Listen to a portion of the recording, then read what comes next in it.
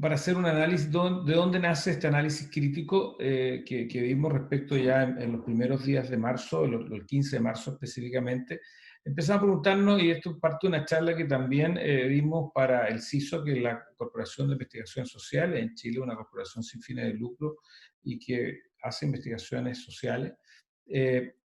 Hay que preguntarse de qué depende una patología infectocontagiosa. Y aunque sea básico, debemos respondernos. Las enfermedades infectocontagiosas, para poder enfermarse, o sea, poder lesionar el cuerpo humano, dependen de la virulencia del patógeno, es decir, del grado de patogenicidad que éste tiene, la capacidad que tiene para penetrar el organismo humano. También depende de la dosis. No sirve una bacteria, no sirve un virus, dependiendo de la cepa, sino sirve una cantidad mínima o dosis infectiva mínima de virus y bacterias para poder enfermarse. La cantidad de microorganismos.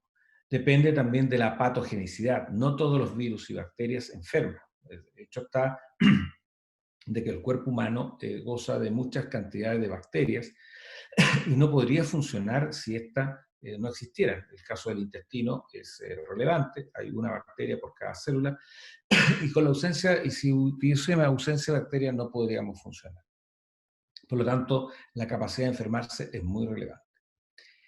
¿De qué depende también? Del sistema inmune del huésped. Esto es algo que se ha tocado poco. El sistema inmune son nuestras defensas. Las defensas, si se ven disminuidas, y por eso los grupos de alto riesgo, como los pacientes añosos o los pacientes inmunosuprimidos, están con problemas de defensa, y por lo tanto cualquier enfermedad, bacteria, va a necesitar un virus menos patógeno, una dosis infectiva menor, y la patogenicidad va a ser relativa dependiendo de las defensas que ésta tenga. Por lo tanto, aquí lo que primero que echamos de menos en estas medidas que se tomaron eran cómo íbamos a fortalecer el sistema inmune. No vimos muchos temas respecto a la dieta que había que tener o las vitaminas que había que consumir para mantener un sistema inmune alto en cada uno de los pacientes que no éramos riesgo. También había que identificar muy bien la diferencia entre infección y enfermedad. La infección es alguien que se contagió o un microorganismo que invadió y colonizó el organismo humano, pero no necesariamente produce daño. El caso más conocido que tenemos que hay una persona puede tener VIH positivo y no necesariamente estar enfermo de SIDA. Una persona puede estar contagiado por SARS-CoV-2 y no necesariamente tener COVID-19, que es la denominación de la enfermedad. Ahora, la infección evidentemente se presenta cuando, la enfermedad se presenta cuando el huésped está dañado y de alguna forma por la presencia del agente infeccioso y por lo tanto se van delimitando las defensas. Y una vez que uno se ha enfermado, tiene la posibilidad de recuperarse o tiene la infortunio de morir. Y ahí donde se calcula la tasa de letalidad de una enfermedad.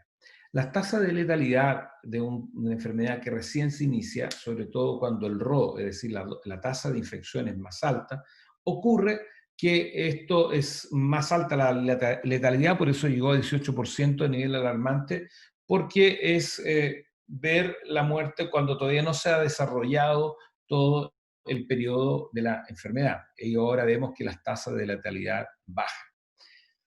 Esta es una charla que vimos el 9 de mayo también para el CISO, viendo si había que confinar o no había que confinar. En ese momento la OMS y el Imperial College estaban todos los parámetros que había que confinar.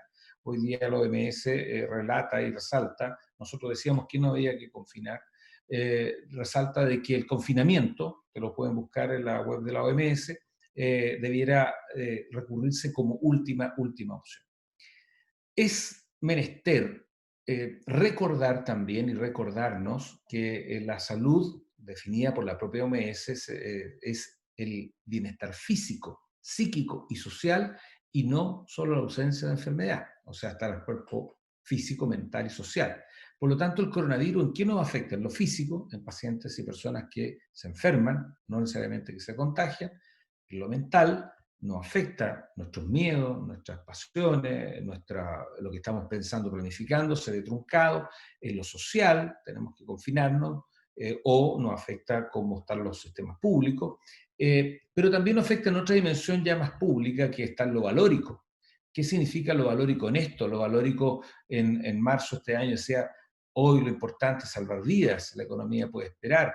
Entonces los temas valóricos a veces suenan como eslogan, y yo encontré, no se las traje acá, pero encontré la famosa curva de Preston, que es un académico norteamericano que relacionó hace más de 50 años la relación que había entre el PIB de los países, el Producto Interno Bruto, la actividad económica, con la tasa de mortalidad y la tasa de expectativas de vida, y está directamente relacionado. Por lo tanto, una mala economía o una economía deficiente mata muchas vidas, y eso lo podemos ver que pasa en Haití o que pasa en África respecto a los países, o que pasa en Alemania o en Inglaterra con países más desarrollados que tienen mayores expectativas de vida y mejores sistemas.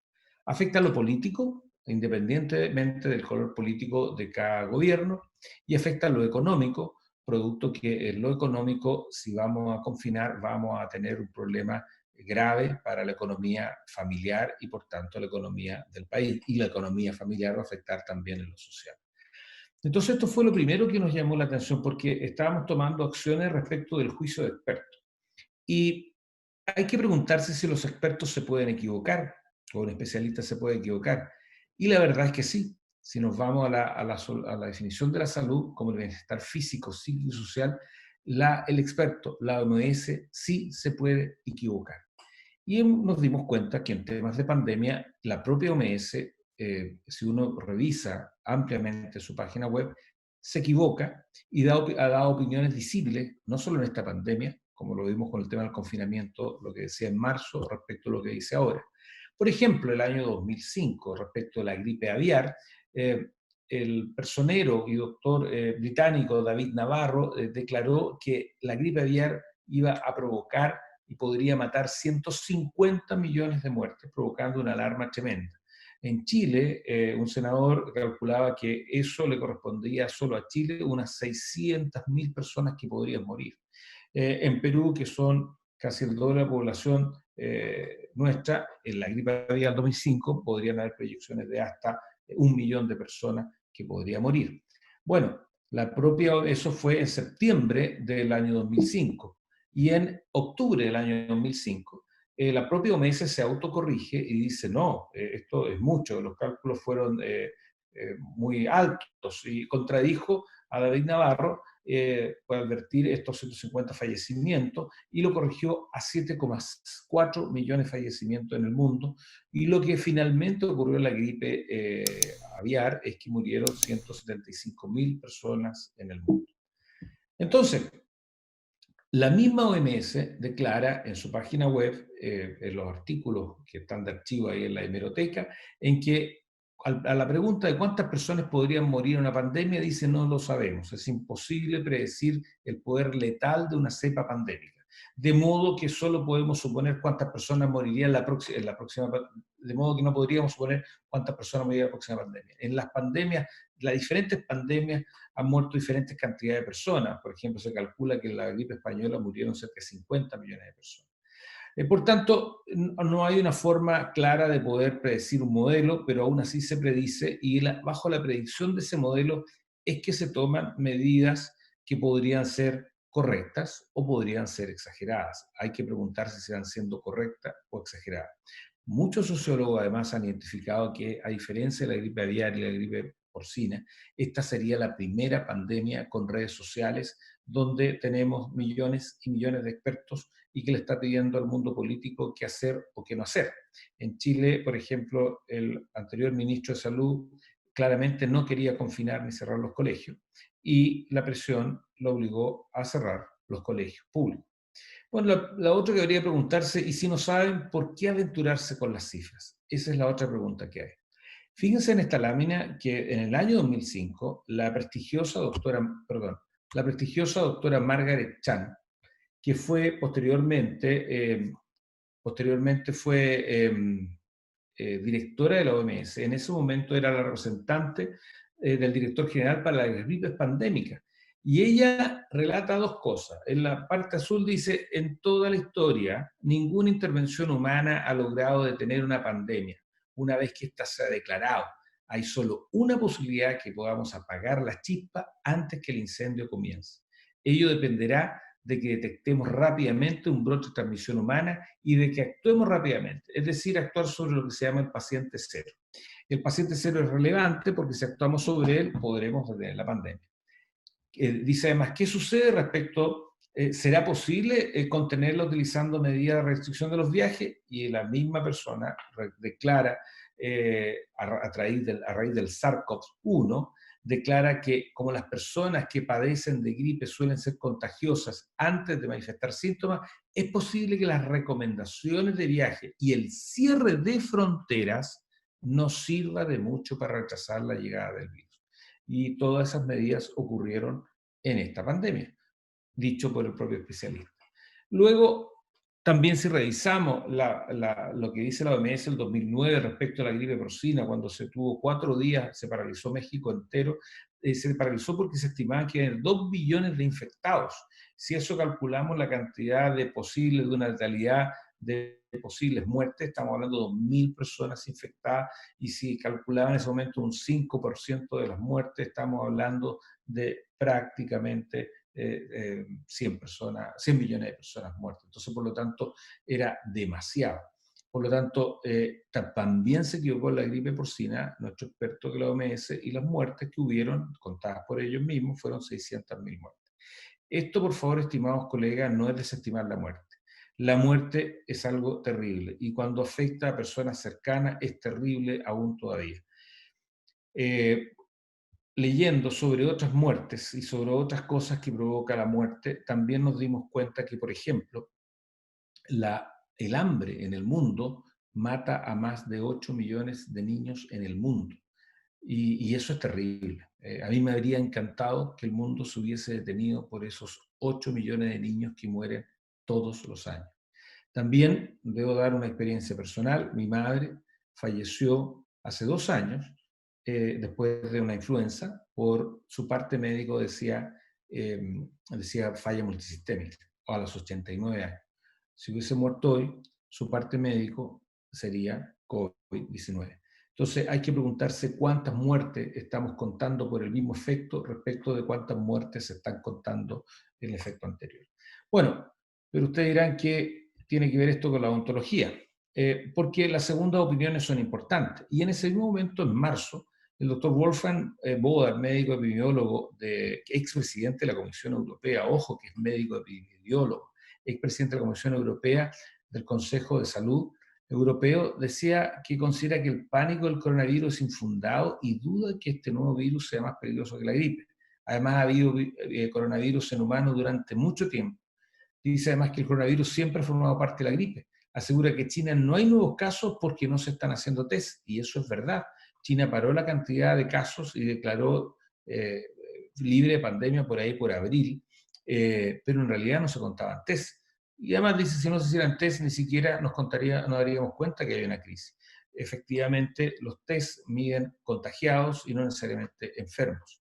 Nadie ha medido test el año pasado por la cantidad de influenza que hubo o de gripe común que hubo. La solución al coronavirus, dice él, de manera irónica, es aislar y colocar en cuarentena a los alarmistas. El doctor Kuhn Wikowski, de la Universidad de Rockefeller, que tiene un PhD, dice que la contención prolongada en el tiempo de la circulación de la enfermedad hace que solamente se prolongue en el tiempo y se llegue de manera más tardía a la inmunidad colectiva o inmunidad de rebaño, que de hecho se está dando. Este científico además dice que, y enfatizó en una entrevista, que las medidas sociales, distanciamiento y encierro están impidiendo la inmunidad de rebaño.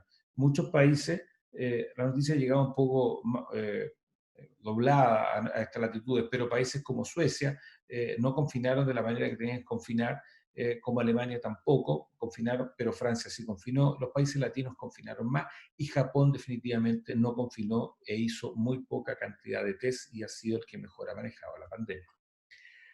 Las medidas de encierro nunca deberían haberse puesto en marcha, y las medidas de aislamiento y cuarentena solo deberían haberse puesto en marcha entre los ancianos, en los centros de atención en el largo plazo, y entre las personas que son inmunes, comprometidas, mientras que los que trabajan debieran salir a repartir el virus, lo dice este científico. Ahora, Esta es una segunda opinión que también estaba disponible en marzo y lo que nos motiva como otras segundas opiniones dice el doctor Pablo Goldschmidt, que es epidemiólogo también, virólogo, especialista argentino, avecindado hace 40 años en Francia, profesor universitario, cuestiona la ola de pánico creada en torno al coronavirus y las medidas proporcionadas y contraproducentes. Y se pregunta cómo pudimos sobrevivir el año pasado a 525.000 enfermos de gripe, de 25.000 de corona, etcétera, etcétera, etcétera, cuando no se hacían test masivos de la manera que se están haciendo hoy día. El premio Nobel de Bioquímica, Michael Leviti, afirma que es muy discutible el RO como un número que era válido para el momento 2,5 porque es defectuoso, ya que no tiene sentido si en el tiempo sigue siendo relevante, porque el RO de todos los virus nuevos es alto, 2,5, 2,8. Esa es la tasa de infección. Una persona contagia a 2,5, 2,8 personas, pero luego empieza a bajar al producirse la inmunidad de rebaño. Entonces, él describe que la medida de bloqueo indiscriminada es un gran error y aboga por una medida de bloqueo inteligente. Ojo que estas segundas opiniones no están desconociendo, y en lo personal, que yo estoy por esta segunda opinión, no hay desconocimiento de la pandemia existe, el virus existe, pero al parecer, y como ya se está viendo, las medidas tomadas por frenar la pandemia son, por un lado, poco inteligentes porque son innecesarias, como lo dice la doctora Chan, y por otro lado van a terminar matando más personas que no vamos a contar, producto de otras enfermedades y de otros problemas como enfermedades cardíacas que no se trataron a tiempo, cánceres que no se trataron a tiempo, depresiones que no se trataron a tiempo y un montón y sin número de enfermedades que no se trataron a tiempo, incluso enfermedades bucales que no se trataron a tiempo.